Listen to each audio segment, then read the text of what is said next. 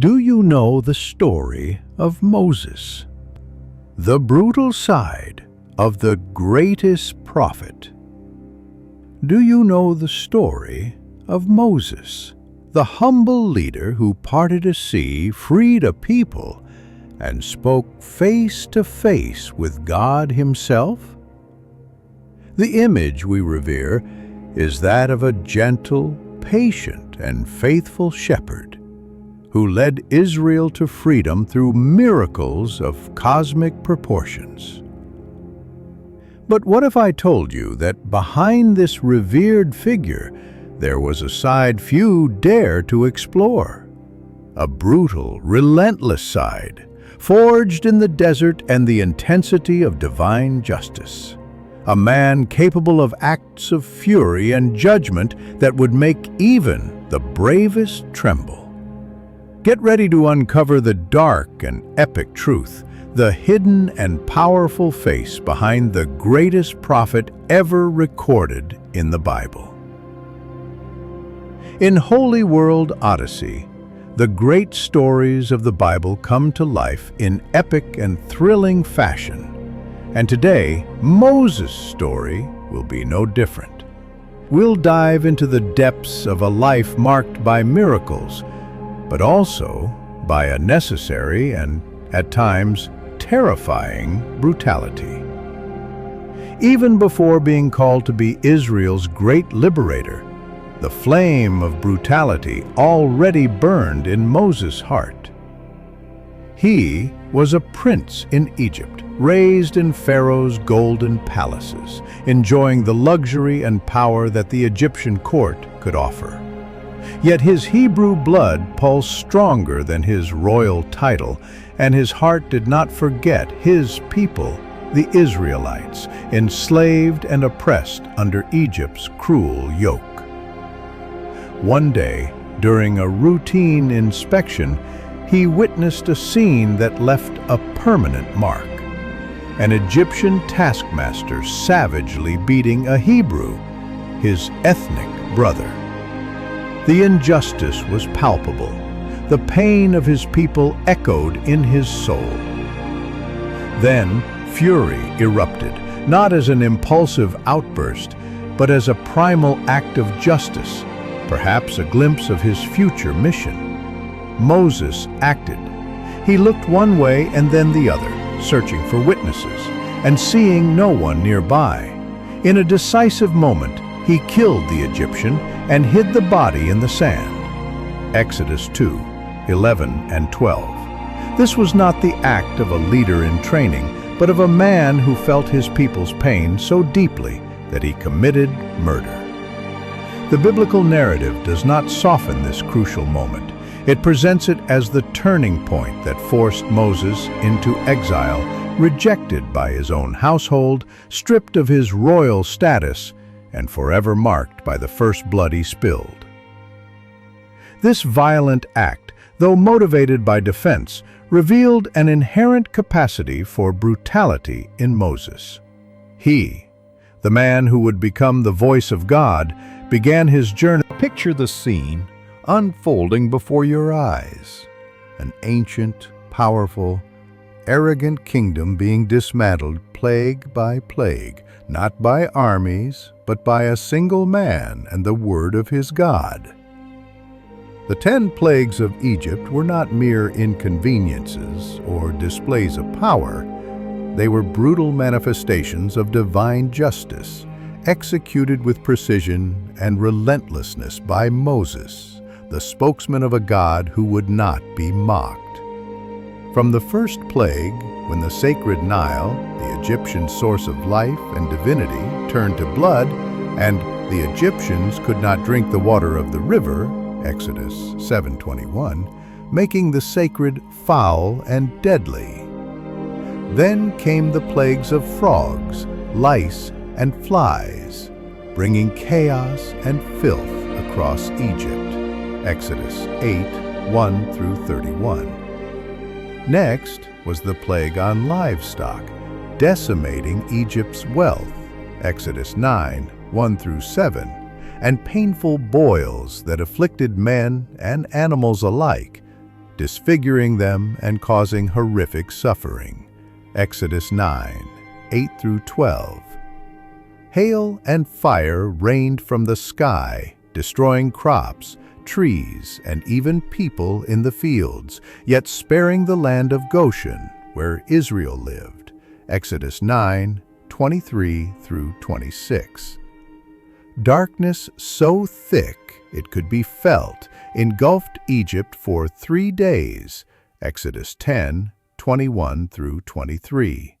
A suffocating prelude to the terrifying climax yet to come. The apex of this divine brutality came with the 10th and most devastating plague, the death of the firstborn.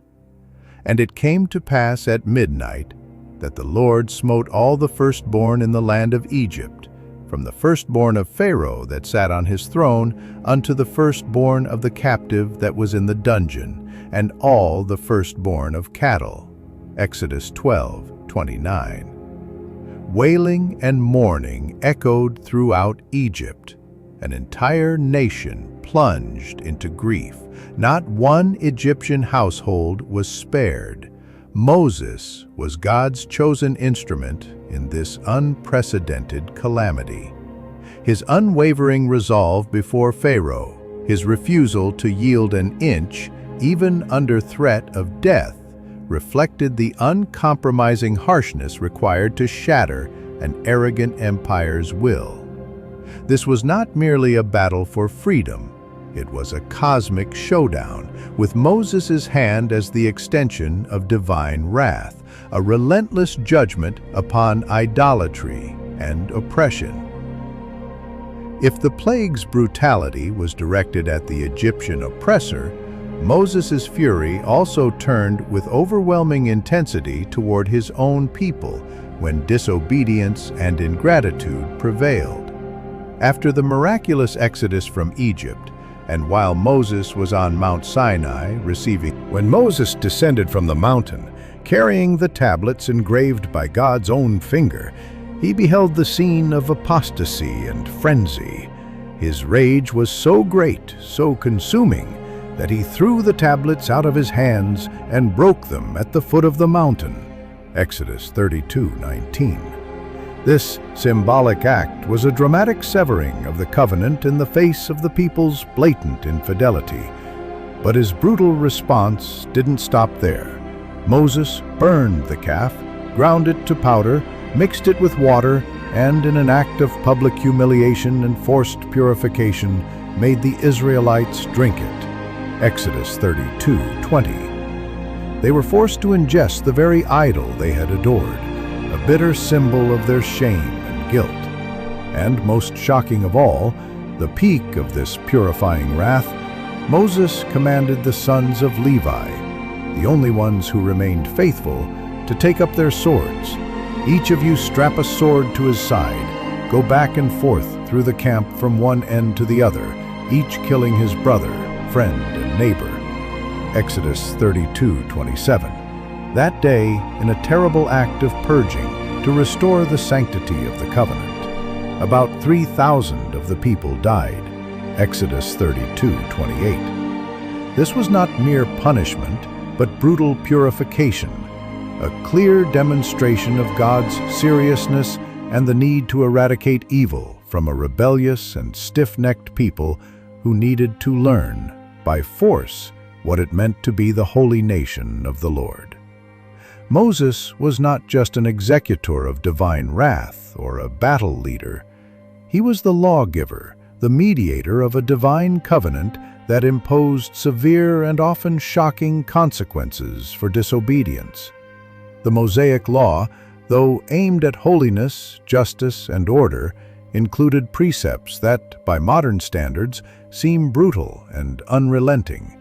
Crimes that today might warrant fines or prison: adultery, Leviticus 20:10; blasphemy, Leviticus 24:16; explicit idolatry, Deuteronomy 17:2-5; and persistent rebellion against parents, Exodus 21:15-17, were punishable by death, often by public stoning, Anyone who curses their father or mother is to be put to death. Exodus 21:17. The famous law of eye for eye, tooth for tooth, Exodus 21:24, Leviticus 24:20, Deuteronomy 19:21, though intended to limit disproportionate vengeance, displayed the rigidity of divine justice through law. Every transgression had a price, and Mosaic law did not hesitate to demand the highest. Moses, as mediator and enforcer of that law, had to witness, preside over, and sometimes order such executions. The Promised Land, Canaan, would not be a place of anarchy or permissiveness, but of even Moses' patience. The man Moses was very humble, more than any other man on the face of the earth. Numbers 12:3, had limits. After decades leading a complaining, rebellious, and ungrateful people through the harsh wilderness, a seemingly minor but crucial episode at Meribah sealed his fate. The people once again thirsted and challenged Moses and Aaron's leadership, testing God's patience. God, in his mercy and power, told Moses to speak to a rock so that water would flow and satisfy the congregation's thirst. Numbers 28. But overwhelmed with frustration at their constant rebellion and disbelief, Moses, in a moment of human weakness and restrained fury, struck the rock twice with his staff instead of speaking. Numbers 20:11. Water gushed out, miraculously satisfying thousands. Yet his disobedience, his failure to honor God's holiness before the people, had a brutal, irreversible cost. God pronounced a severe judgment.